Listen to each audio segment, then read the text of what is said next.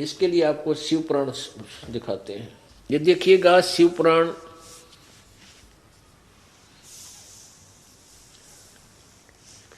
Gita press Gorakhpur से प्रकाशित शिव पुराण, संपादक है हनुमान प्रसाद पोदार, प्रकाशक है गीता प्रेस गोरखपुर, प्रकाशक एवं मुद्रक गीता प्रेस गोरखपुर, गोविंद भवन कार्यालय कोलकाता का संस्थान। अब इसके 98वें पृष्ठ पर आपको दिखाते हैं। 98 से प्रारंभ होता है। यह है रुद्र संहिता और संक्षिप्त शिव पुराण पृष्ठ 98। अब देखिएगा इसके नीचे अध्याय नंबर 5 यहां समाप्त होता है रुद्र संहिता का। अपने पुत्र नारद की यह बात सुनकर लोक पितामह ब्रह्मा वहां इस प्रकार बोले। अब रुद्र संहिता के 6ठे अध्याय में ये देखिएगा 99वें पृष्ठ पे ब्रह्मा जी ने कहा ब्रह्मन नारद से, देव श्रोमणे, तुम सदा समस्त जगत के उपकार में ही लगे रहते हो। तुमने लोगों के हित की कामना से बहुत उत्तम बात पूछी है। जिसमें समस्त चराचर जगत नष्ट हो गया था, सर्वत्र केवल अंधकार ही अंधकार था। न सूर्य दिखाई देते थे, न चंद्रमा, अन्य ग्रहों और नक्षत्रों का भी पता नहीं था। न दिन होता था न रात, अग्नि पृथ्वी वायु और जल की भी सत्ता नहीं थी। उस समय तत्सद ब्रह्म, इस श्रुति में जो सत्य सुना जाता है एकमात्र वही शेष था।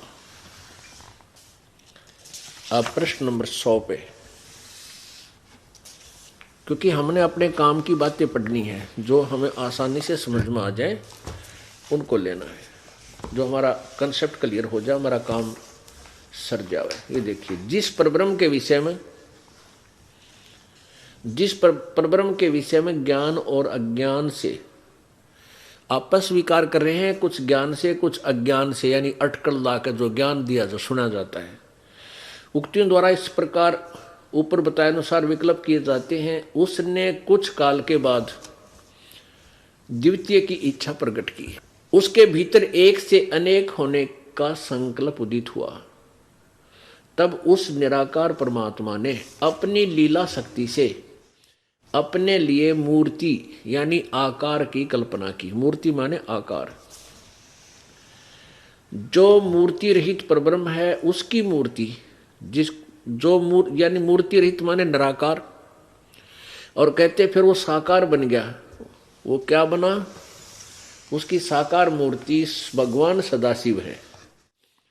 ये काल के विषय में जानकारी चल रही है, ब्रह्म के विषय में, ये ध्यान रखना। उसी को सदाशिव, अर्वाचीन और प्राचीन विद्वान उन्हीं को ईश्वर कहते हैं।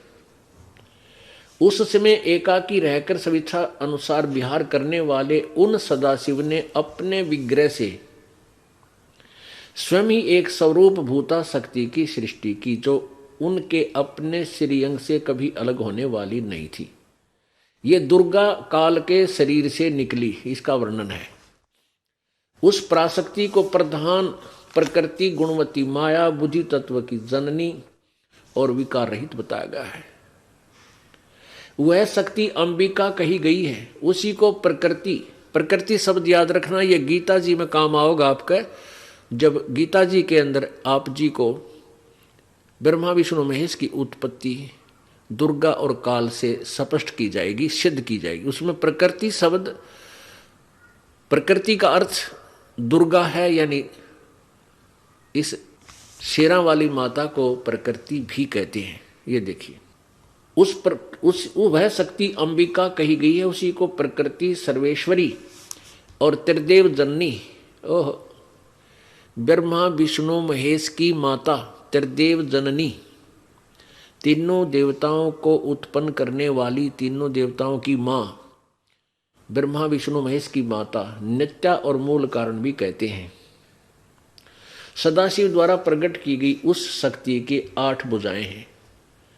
ये स्पष्ट हो गया। इस अष्टंगी को, दुर्गा को ही प्रकृति कहते हैं। ये ब्रह्मा विष्णु महेश की माता है। आगे देखो, नाना प्रकार के आभूषण इसके श्री अंग की शोभा बढ़ाते हैं। वह देवी नाना प्रकार की गतियों से संपन्न है और अनेक प्रकार के अस्त्र शस्त्र धारण करती है। स्पष्ट हुआ। आगे देखो, एकाकिनी होकर भी वह माया संयोग वसात अनेक हो जाती है। इसी ने 3 रूप धारण किए थे, सावित्री, लक्ष्मी और पार्वती का। ये 3 रूप धारण कर लिए और ब्रह्मा विष्णु महेश के साथ शादी कर दी। और ये स्पष्ट है कि एकाकिनी होकर भी वह माया संयोग वसात अनेक हो जाती है।